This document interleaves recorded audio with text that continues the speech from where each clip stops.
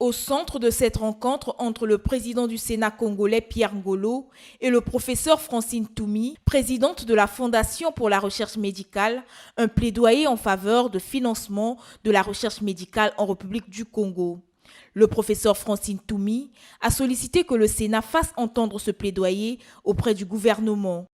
Nous avons besoin du soutien pour pouvoir bénéficier d'un accompagnement. Si nous sommes reconnus d'utilité publique par nos décideurs, ils vont pouvoir nous accompagner, par exemple, dans la fiscalité, en nous permettant d'avoir des allègements quand on importe des réactifs qui permettent de faire le diagnostic des maladies, qui permettent de former nos étudiants aux techniques de pointe pour pouvoir identifier les pathogènes. Donc, il est important pour nous d'avoir cette reconnaissance pour avoir un accompagnement approprié. L'expertise de la Fondation congolaise pour la recherche médicale au niveau national n'est plus à démontrer. Elle s'est avérée dans ses différentes interventions lors du drame du 4 mars 2012 et de la crise sanitaire de Covid-19.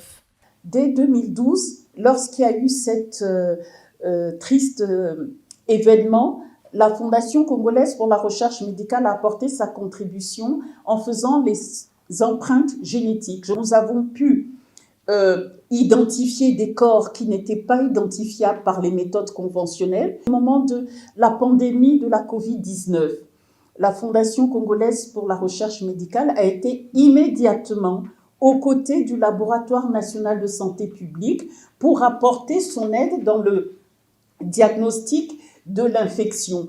Avec plus de 1800 professionnels de santé formés et 40 étudiants détenteurs de master qui sont aujourd'hui recrutés dans les structures de l'enseignement supérieur, la Fondation pour la recherche médicale joue un rôle crucial en matière de formation et de recherche scientifique en République du Congo.